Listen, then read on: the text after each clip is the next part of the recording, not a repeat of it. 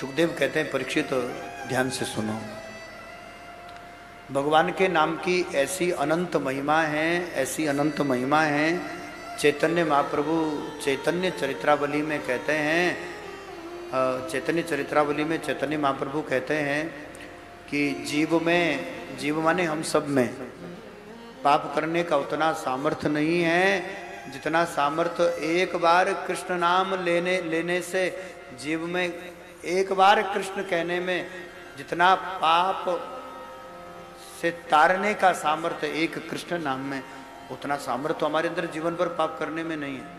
तो जीव में पाप करने का सामर्थ्य नहीं है उतना जितना कृष्ण कहने से जीव तर जाता है। एक बार कृष्ण कह लो, एक बार राधा कह लो, तो महाराज जी जन्म जन्म के संस्कार, अनंत जन्मों के पाप एक क्षण में ही नष्ट हो जाते हैं। इसका अर्थ ये नहीं है कि पाप के लिए छूट दी गई है कि हम पाप करेंगे और फिर कृष्ण नाम से हमारे पाप, समस्त पाप नष्ट हो जाएंगे। नहीं नहीं, ये तो नाम की महिमा है कि जीव में जीवन पर्यंत जिंदगी भर भी पाप करने का उतना सामर्थ्य नहीं है जितना सामर्थ्य कृष्ण नाम में एक बार कृष्ण कहने पर, एक बार राधा शब्द उच्चारने पर, और वो पाप मिटाने का सामर्थ्य।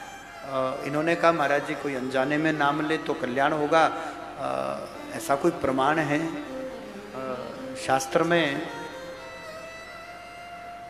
ऐसा कोई प्रमाण दिखाई देता है?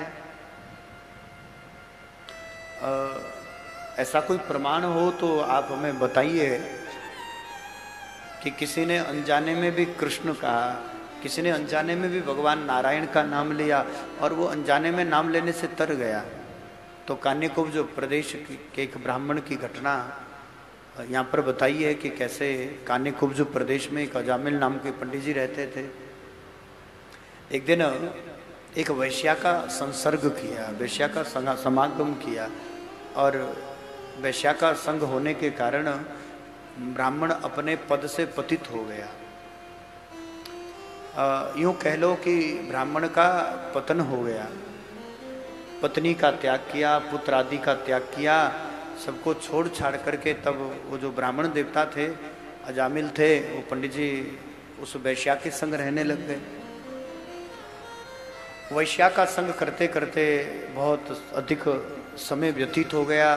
तो वैश्या को तो धन चाहिए, इसलिए वो कहती है कि देखो यदि तुम हमसे प्रेम करते हैं तो हमें और तो कुछ नहीं, बस हमें धन दे दो। अब धन तो कहीं से ऐसा मिलता नहीं।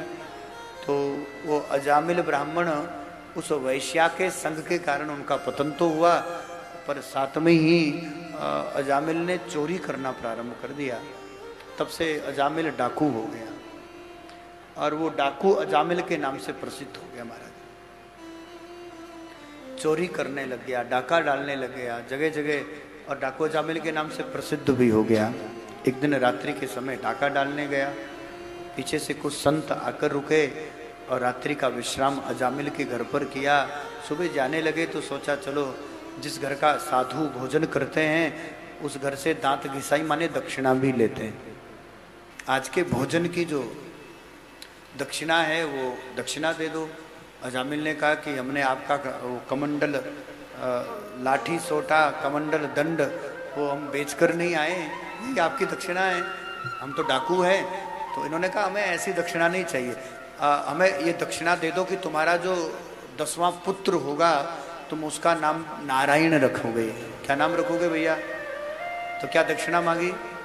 तुम अपने 10वें पुत्र का नाम नारायण रख देना, यही हमारी दक्षिणा होगी और इससे अधिक हमें दक्षिणा नहीं चाहिए। तब अजामिल के घर पुत्र हुआ और इन्होंने अपने बेटे का नाम नारायण रखा। वो मरणासन पर पड़े पड़े, अंतिम समय की बात है, वो मरणासन पर पड़ा है, काले विकराल यमदूतों का दर्शन हो रहा है महाराज जी। और उसी समय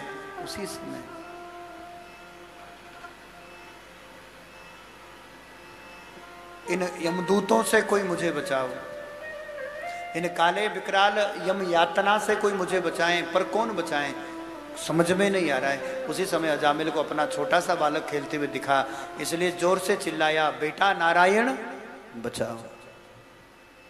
नारायण शब्द अंत समय में मुख से निकला है महाराज जी। भगवान नारायण के ही दूत प्रकट हो गए। नारायण के दूतों ने यमदूतों को पीटा, मारा, भगाया और तब भगा करके तब अजामिल की मृत्यु टली।